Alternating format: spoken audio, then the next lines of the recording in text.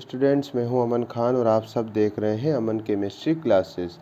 तो हम अपना लेक्चर नंबर 2 स्टार्ट करेंगे भाई, नए चैप्टर का, जिसका नाम था भाई ऑक्सीकरण, अपचयन, अभिक्रियाएं। ठीक है सर, हम ऑक्सीडेशन और रिडक्शन के बारे में अपन पढ़ रहे थे। ये अपनी यूनिट नंबर 8 थी।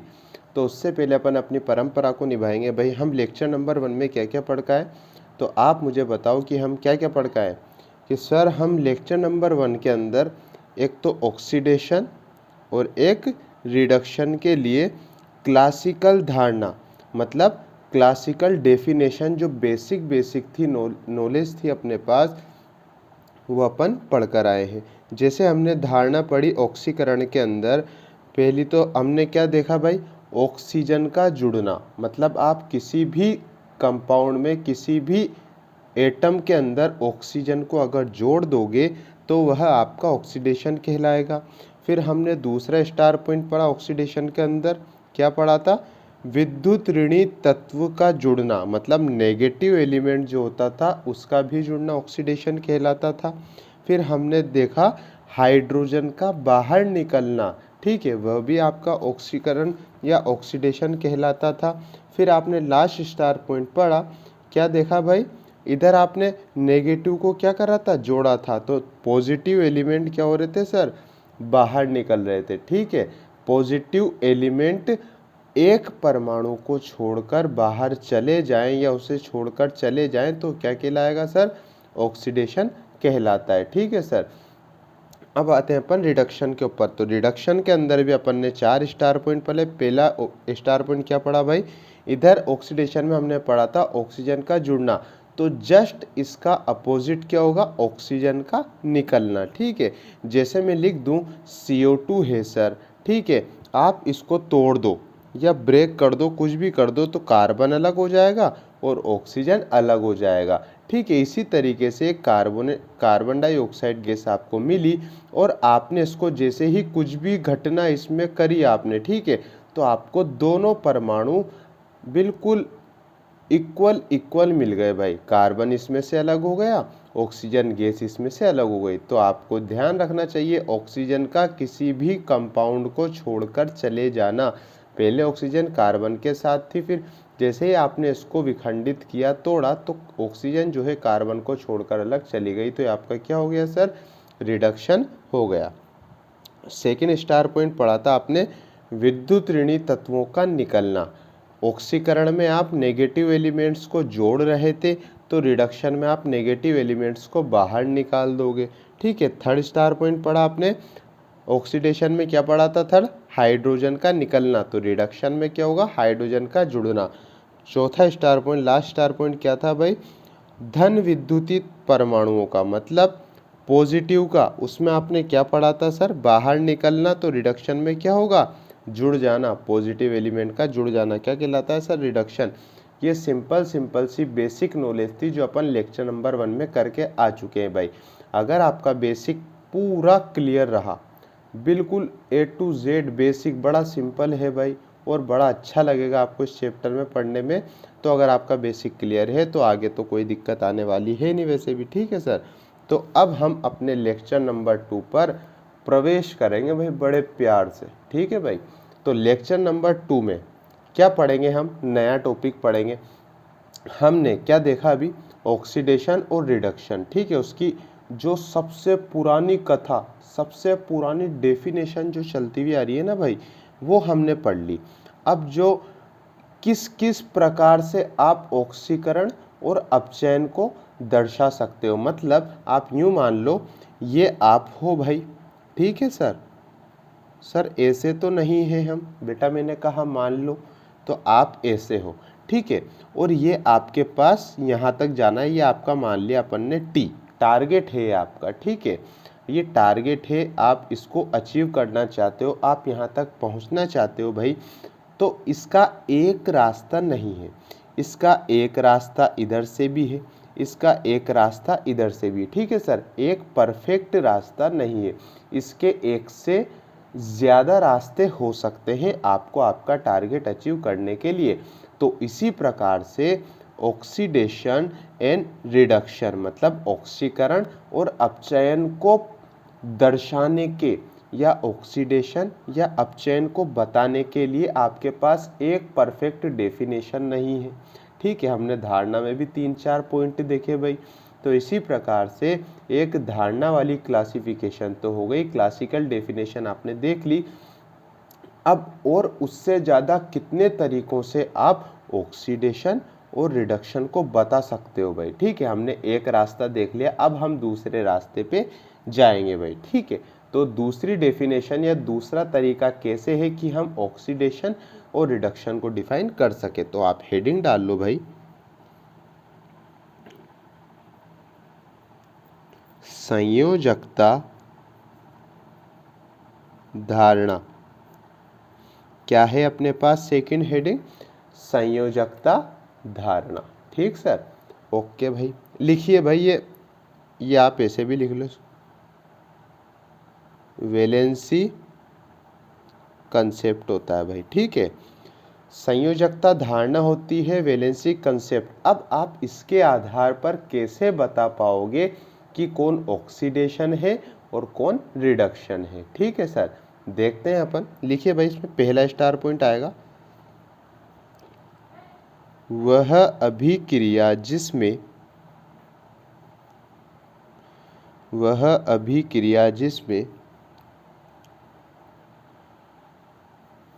किसी पदार्थ की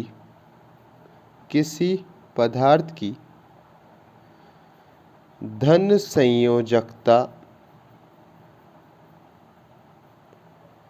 संयोजकता में वृद्धि हो अथवा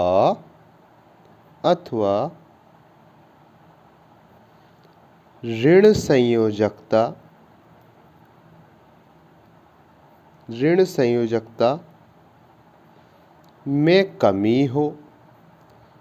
संयोजकता में कमी हो,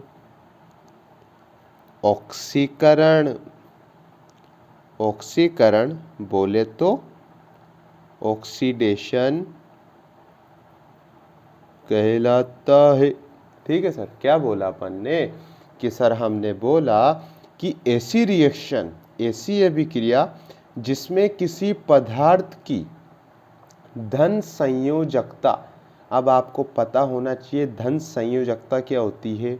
मान लो मैंने एग्जाम्पल के तौर पर ले लिया, ए कोई परमाणु है। क्या है सर? ए कोई एलिमेंट है। मैं आपको एस खंड भी पढ़ के आ चुके हो, आप पी खंड भी पढ़ के आ चुके हो। तो इतना आपका माइंड खुल जाना चाहिए कि संयोजकता किसे बोला जाता था।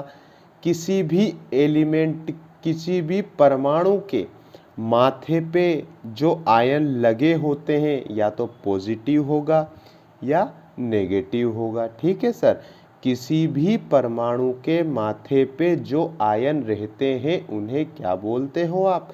संयोजकता बोलते हैं। ठीक है, तो उसने क्या बोला डेफिनेशन में? वह अभिक्रिया जिसमें किसी भी पदार्थ की धन संयोजकता, मतलब किसी परमाणु के ऊपर प्लस चार्ज वाली संयोजकता में वृद्धि होगी, मतलब +1 से 2, +3, +4 ऐसे धन संयोजकता में वृद्धि होगी। अगर प्लस बढ़ रहा है तो दूसरे शब्दों में क्या होगा? नेगेटिव चार्ज कम होगा। अथवा ऋण संयोजकता में कमी हो, मतलब नेगेटिव आवेश वाला चार्ज कम हो, उसे क्या बोलोगे सर आप? ऑक्सीकरण कहा जाता है। डेफिनेशन में कोई दिक्कत नहीं है भाई? नहीं है सर, क्लियर है। सर एग्जाम्पल दे दो, हमें अच्छा लगेगा बहुत, मतलब यूँ मान लो आप, हमें पूरा समझ में आ जाएगा। तो भाई एग्जाम्पल ले लो ना, क्या दिक्कत है? देखो भाई एग्जाम्पल, मान लो मैंने कौन सा आयन ले लिया? एक परमाणु लिया Fe। सर Fe को क्या बोलते हो सर? Fe को फेरस भी बोलते हो या इसका नाम आयरन भी होता है सर। कोई दिक्कत तो नहीं है इसमें? सर नहीं है। एक मैंने एग्जाम्पल लिया जिसमें मैंने परमाणु लिया Fe। ठीक है, वो किस में है? अभी 2+ चार्ज में। किस में है भाई? Fe के ऊपर प्लस का 2 चार्ज है। अब इस डेफिनेशन के आधार पर मुझे क्या बताना है सर? मुझे ऑक्सीकरण बताना है। तो सर आपको ऑक्सीकरण बताना है तो आप इस डेफिनेशन में से लाइन उठा लो।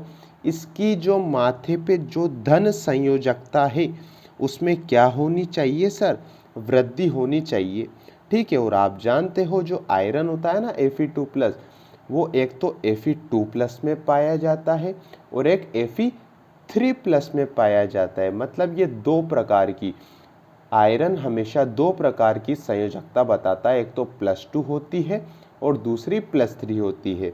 और आपको पता होना चाहिए Fe2+ है, Fe2+ से किस में चेंज हो रहा है सर, ये Fe3+ में चेंज हो रहा है। इसका मतलब आपको पता लग गया, इसके जो आयरन जो है इसके माथे पे धन आयन क्या हो रही है भाई, वृद्धि हो रही है। पहले 2+ था, फिर किस में चल गया 3+ में। तो ये आपको क्या दर्शाएगा सर, ये आपको ऑक्सीकरण दर्शाएगा। एक और देख लो ऐसा, एसएन, ठीक है, ये 2+ में, एसएन क्या होता था सर, टिन होता था। पक्की बात है, एसएन क्या होता था, टिन होता था। Sn2+ और Sn भी दो प्रकार की बताता था, एक तो Sn2+ बताता था जो किस में चेंज होता है, हमेशा Sn4+ में बदलता है भाई। ठीक है, जो टिन होता था वो अपनी संयोजकता 2+ से 4 पर जाने की प्रवृत्ति रखता है। तो ये भी इसके माथे पे भी धन संयोजकता में वृद्धि हो रही है, इसलिए क्या है सर, ये ऑक्सीकरण है। ठीक है सर, अब ऋण संयोजकता वाले दो एग्जाम्पल और देख लो। मान लो MnO4 2-, कौन सा कंपाउंड ले लिया अपन ने, MnO4 2- है। ठीक है सर, ये पॉइंट कुछ भी नहीं है भाई। ठीक है, MnO4 2- है, ये किस में चेंज होता है सर, MnO4- में। ठीक है, यहाँ पर धन संयोजकता में वृद्धि ऑक्सीकरण है, तो दूसरे शब्दों में आपने अथवा लगाकर लिखा ऋण संयोजकता में कमी, डिक्रीज होना चाहिए भाई, ऋण संयोजकता आपकी घटनी चाहिए। तो देखो यहाँ पर 2 माइनस के थे, अब कितना माइनस रह गया सर, 1 माइनस रह गया। तो 2 माइनस से 1 माइनस रह गया, तो जाहिर सी बात है जो ऋण संयोजकता है उसमें क्या आ गई सर, कमी आ गई। तो ये भी आपका ऑक्सीकरण है। एक और देखो भाई, FeCN6 4-। ठीक है, ये कॉम्प्लेक्स कंपाउंड का फॉर्मूला होता है भाई। क्या होता है सर, ये कॉम्प्लेक्स कंपाउंड होता है जो आप 12th में अच्छी तरीके से पढ़ोगे। अगर 11th में जहाँ जहाँ आएंगे उनको ज़्यादा ध्यान में नहीं रखना है, बस फॉर्मूला को ध्यान रखना है। Fe को बोलते हो आयरन, Cn को बोलते हो साइनाइड। ठीक है, तो चार्ज होते हैं इसके ऊपर। ठीक, FeCN6 4- से किस में बदलता है सर, ये बदलता है FeCN6 3-। ठीक है सर, पहले Fe का होल CN6 4- होता है, फिर ये किस में चेंज होता है, 3- में। तो इनकी जो ऋण संयोजकता है उसमें कमी आ गई, तो इसका मतलब ये भी ऑक्सीकरण दर्शा रहा है। ठीक है सर, यहाँ तक आपका क्या होता है भाई, संयोजकता धारणा की आपने ऑक्सीकरण के बारे में पढ़ लिया। ठीक, अब अपचयन किस प्रकार से होगा, जो आपने पढ़ा है जस्ट इसका अपोजिट तरीका क्या कहलाएगा सर, अपचयन कहलाएगा। क्या होता है अपन देखते हैं। सेकंड स्टार पॉइंट अपन लिखते हैं, ऑक्सीकरण के बारे में देख लिया आपने। ऑक्सीकरण में क्या पढ़ा, जो पॉजिटिव वाला धन संयोजकता है वह तो आपकी वृद्धि होगी और नेगेटिव में आपका क्या होगा सर, कमी होगी। तो ये तो आपका क्या कहलाता सर, ऑक्सीडेशन कहलाता। कोई दिक्कत नहीं है सर। तो हम सेकंड स्टार पॉइंट में क्या लिखेंगे सर, इसका जस्ट अपोजिट लिखेंगे। ऋण संयोजकता में तो क्या होगी सर, वृद्धि होगी, जबकि पॉजिटिव संयोजकता में कमी होगी। तो यही आपका क्या कहलाएगा सर, रिडक्शन मतलब अपचयन कहलाएगा। तो लिखिए भाई, वह अभिक्रिया जिसमें किसी पदार्थ की संयोजकता की, कौन सी संयोजकता की, ऋण संयोजकता में वृद्धि हो, ऋण संयोजकता में वृद्धि हो। दूसरा शब्द क्या बोलता है, अथवा धन संयोजकता में कमी हो, धन संयोजकता में कमी हो, क्या कहलाएगा सर? अपचयन कहलाता है। अपचयन को अंडरलाइन कर लीजिए भाई।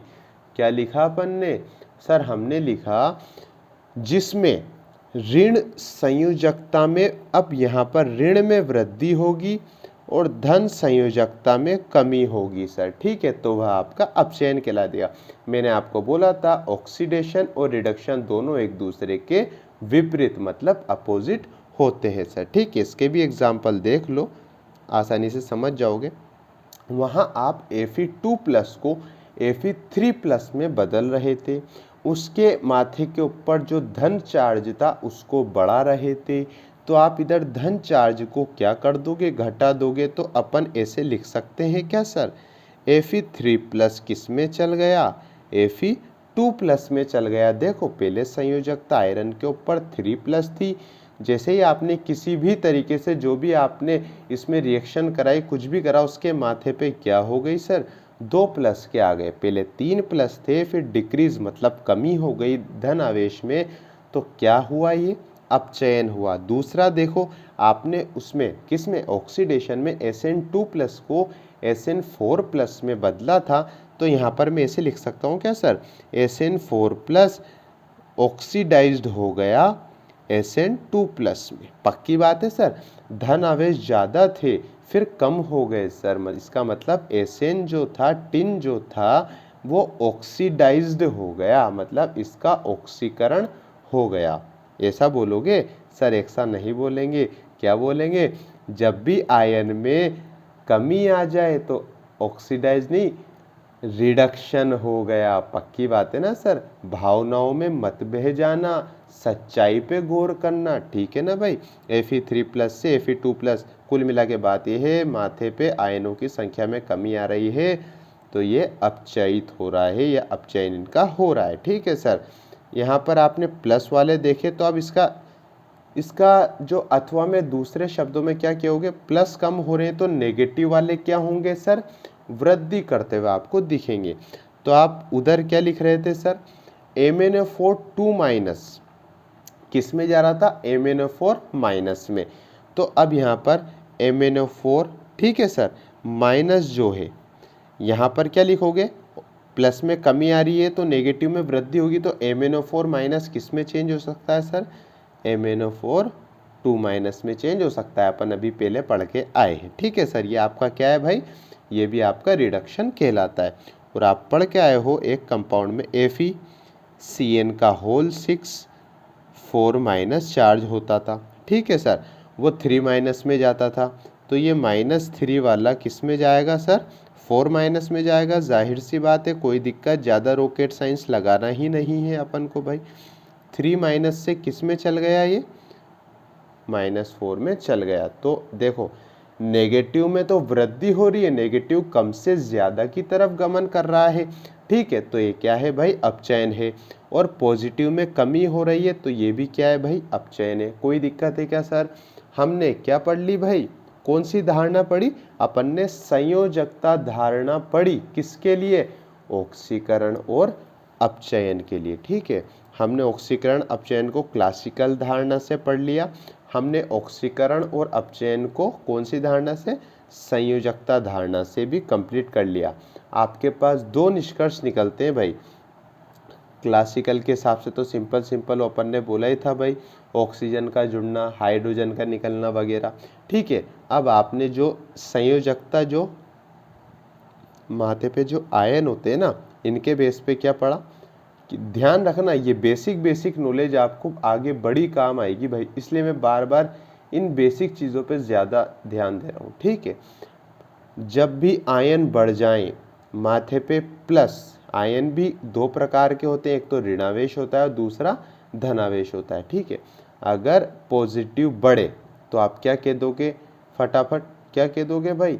सर ये ऑक्सीडेशन है, ये इसका ऑक्सीकरण हो रहा है। ठीक है, और नेगेटिव बढ़े तो क्या कह दोगे? इसका रिडक्शन हो रहा है सर। ठीक है, दूसरी बात, इसके नेगेटिव में कमी आई, क्या इसके नेगेटिव में कमी आई तो क्या है सर? ये ऑक्सीकरण है। और अगर किसी कंपाउंड के नेगेटिव में वृद्धि हुई तो ये क्या है सर, रिडक्शन है। ठीक है, कंफ्यूज नहीं होना, बिल्कुल बिल्कुल सिंपल बातें हैं, बिल्कुल पॉइंट टू पॉइंट आपको याद रखना पड़ेगा। ठीक सर, हम चलते हैं आगे। 2 धारणा आपने पढ़ ली, अब आपके पास थी तीसरी भाई, इम्पोर्टेंट है हल्की फुल्की सी। हल्की फुल्की तो क्या, इम्पोर्टेंट तो इम्पोर्टेंट भाई, लिख लो भाई, क्या है, आधुनिक धारणा, या पहला नाम है इसका आधुनिक धारणा, या दूसरा है भाई इलेक्ट्रॉनिक धारणा। दूसरा क्या है सर, पहला तो नाम आधुनिक धारणा से भी एग्जामिनेशन में पूछ सकते हैं, इलेक्ट्रॉनिक धारणा के नाम से भी आ सकता है, तीसरा आता है भाई एग्जामिनेशन धारणा। ठीक है सर, ये 3 नाम आपके सामने आते हैं। पहला नाम होता है आधुनिक धारणा, इलेक्ट्रॉनिक धारणा, तो तीसरा होता है एग्जामिनेशन धारणा। ठीक है, इसके आधार पर भी आप किसको डिफाइन करोगे भाई, ऑक्सीडेशन को और रिडक्शन को। तो देखते हैं भाई इसके आधार पर क्या बोलती है चीज़ें, और किसको ऑक्सीडेशन बोलती है और किसको रिडक्शन बोलती है। तो लिखिए भाई, इसमें पहला स्टार पॉइंट देखेंगे, पहला तो हमेशा ऑक्सीकरण को जाएगा। वह अभिक्रिया जिसमें किसी पदार्थ से, वह अभिक्रिया जिसमें किसी पदार्थ से इलेक्ट्रॉन बाहर निकलते हों, इलेक्ट्रॉन बाहर निकलते हों, अर्थात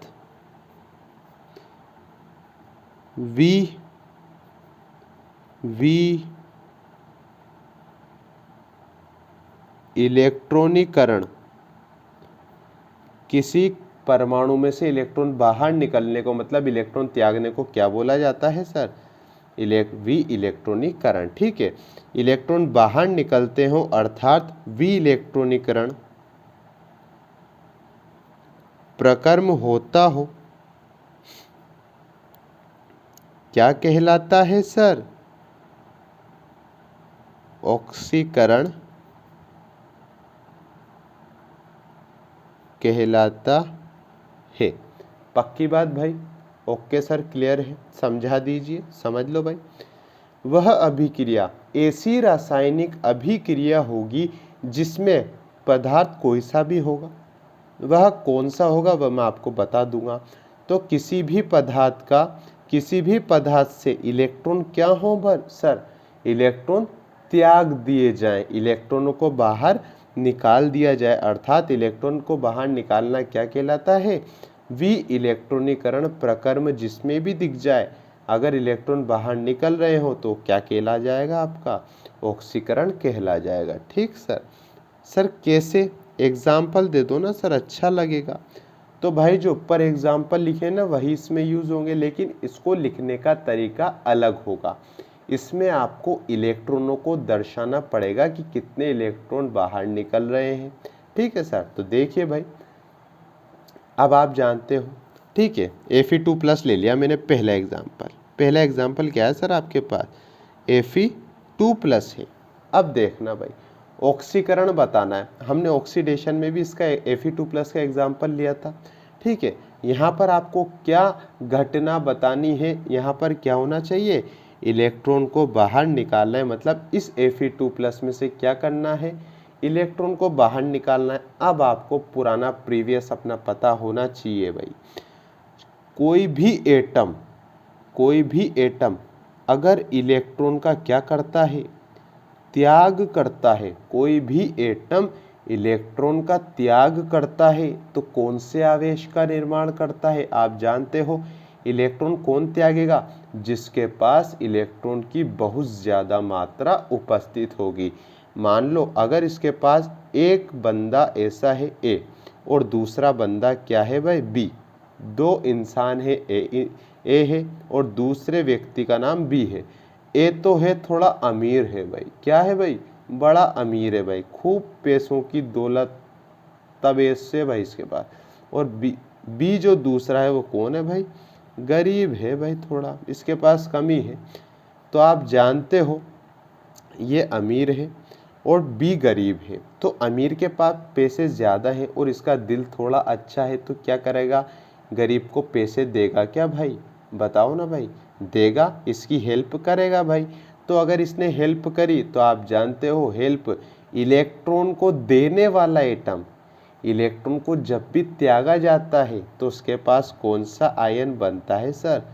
सर इतनी बात क्यों बता रहे हो, हमें अच्छी तरह पता है जब भी कोई एटम इलेक्ट्रॉन को त्याग करता है तो पॉजिटिव आयन का निर्माण करता है। एक जो भी परमाणु इलेक्ट्रॉन को अपने अंदर से फेंक देता है बाहर तो पॉजिटिव आयन बनाता है, और दूसरा जो भी अन्य परमाणु, जो भी गरीब आदमी था जिसने इलेक्ट्रॉन को लिया, जो पैसों को लेगा, वो इलेक्ट्रॉन को लेकर मतलब इलेक्ट्रॉन ग्रहण करके क्या बनाता है सर, नेगेटिव चार्ज का निर्माण करता है। ठीक है, ध्यान रखिएगा जब भी कोई एलिमेंट, जब भी कोई एटम इलेक्ट्रॉन को छोड़ता है या इलेक्ट्रॉनों का त्याग करता है तो पॉजिटिव आयन का निर्माण करता है, और जब भी कोई एटम इलेक्ट्रॉन को आकर्षित करता है, इलेक्ट्रॉन को अपने अंदर बसा लेता है, इलेक्ट्रॉन को ग्रहण कर लेता है तो नेगेटिव चार्ज का निर्माण करता है। अब देखो Fe2+ है, आप जानते हो इसको क्या करना है सर, इलेक्ट्रॉन को बाहर निकालना है, जब तो क्या होगी, इलेक्ट्रॉनिक धारणा होगी। Fe2+ कैसे क्या करेगा सर, आप जानते हो इस आयन ने अपने ऊपर 2+ बना रखे हैं, इसका मतलब इसके पास कितने इलेक्ट्रॉनों की कमी है, आयरन ने, Fe ने कितने इलेक्ट्रॉनों का त्याग कर रखा है सर, 2 इलेक्ट्रॉनों का त्याग कर रखा है, जब तो इसके माथे पे 2+ है। ठीक है, तो इसके माथे पे 2+ है, इसको अगर इलेक्ट्रॉनिकरण मतलब इलेक्ट्रॉनिक धारणा बताना है तो इसको 1 इलेक्ट्रॉन का और त्याग करना पड़ेगा। तो देखो Fe2+ अभी तो 2 इलेक्ट्रॉनों की कमी थी, अब ये किस में चल गया सर, 3+, मतलब इसने 1 इलेक्ट्रॉन का और त्याग कर दिया, तो ये Fe2+ से Fe3+ में गया, और Fe3+ में गया, 2 तो पहले से थे, 3+ में गया, तो 2 से 3 में जाने के लिए इसने कितने इलेक्ट्रॉनों का त्याग करा सर, 1 इलेक्ट्रॉन का त्याग करा। तो 1 इलेक्ट्रॉन कहाँ लिख दोगे सर, यहाँ लिख दोगे। ठीक है, Fe2+ ने पहले 2 इलेक्ट्रॉनों की कमी थी आयरन के पास, जैसे ही उसने ऑक्सीकरण बताया, किससे, इलेक्ट्रॉनिक धारणा या आधुनिक धारणा से ऑक्सीकरण बताया, तो ये Fe3+ में ऑक्सीडाइज हो गया, और कितने इलेक्ट्रॉन इसने और छोड़ दिए भाई, इसने 1 इलेक्ट्रॉन और छोड़ दिया। ठीक सर, थोड़ा थोड़ा आ गया समझ में से। एक और एग्जाम्पल देख लो भाई, Sn2+ था सर, और आप जानते हो Sn2+ किस में जाता है सर, Sn4+ में जाता है। तो पहले इसके पास 2 इलेक्ट्रॉनों की कमी थी और 2 से ये 4 में चल गया, तो और कितने इलेक्ट्रॉन इसने त्याग कर दिए सर, 2 तो पहले ही कमी थी, 2 से 4 में जाएगा तो 2 इलेक्ट्रॉन और त्याग देगा, तो ये कितने इलेक्ट्रॉन त्याग दिए इसने, 2 इलेक्ट्रॉन को त्याग दिए। सर अब हमें 60% समझ में आ गया सर, अच्छा लगा। एक और देख लो, फिर बुरा मत मानना, बस एक और देखो भाई एग्जाम्पल। सर आपने पॉजिटिव वाले बता दिए, सर नेगेटिव वाले कैसे होंगे, तो देखो भाई MnO4 2-, आप जानते थे भाई, सब ऑक्सीकरण के लिखने हैं अपन। पॉजिटिव में एक बात और लागू हो रही है, पॉजिटिव में देखो वृद्धि हो रही है, पहले 2+ से 3+ में था, 2+ से 4+ में गया तो ऑक्सीडेशन, तो पॉजिटिव में वृद्धि और नेगेटिव में कमी होती थी। MnO4 2-।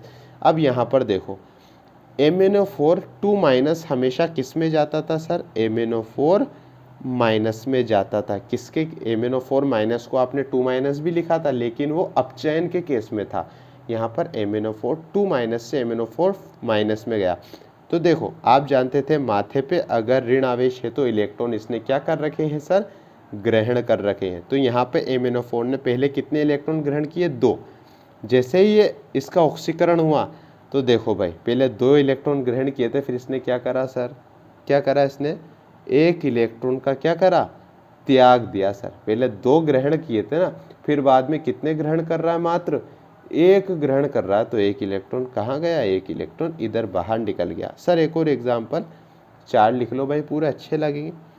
कौन सा था भाई, कॉम्प्लेक्स कंपाउंड FeCN का 6, ठीक है सर, ये 4 से किस में चेंज होता था ऑक्सीकरण के केस में, FeCN का 6 किस में जाता था 3 आप जानते हो पहले 4 इलेक्ट्रॉन ज़्यादा थे, फिर उसके पास 3 इलेक्ट्रॉन ही रह गए, उसने क्या करा, इसका मतलब एक इलेक्ट्रॉन को लूज कर दिया, एक इलेक्ट्रॉन का उसने त्याग कर दिया। तो ये आपका क्या हो गया सर, ऑक्सीडेशन हो गई इलेक्ट्रॉनिक धारणा से। क्या पढ़ा आपने, कोई भी परमाणु इलेक्ट्रॉन को लूज कर दे, कोई भी परमाणु इलेक्ट्रॉन को लूज कर दे मतलब भी इलेक्ट्रॉनिकरण बता दे, तो वो आपका क्या कहलाएगा सर, वो आपका आधुनिक धारणा, ये इलेक्ट्रॉनिक धारणा, ये एग्जामिनेशन धारणा से क्या कहलाएगा, ऑक्सीकरण कहलाएगा सर। ठीक है, तो ये अपना आज का लेक्चर नंबर 2 हुआ कंप्लीट। तो अगर आपको वीडियो पसंद आई हो तो लाइक करें, शेयर करें भाई, और कुछ प्रॉब्लम आती हो तो कमेंट कर दिया करो। ठीक है, हमारे चैनल को सब्सक्राइब ज़रूर करना, बेल आइकन को प्रेस कर देना, जिससे आपको आने वाली वीडियो की नोटिफिकेशन आसानी से आ सके।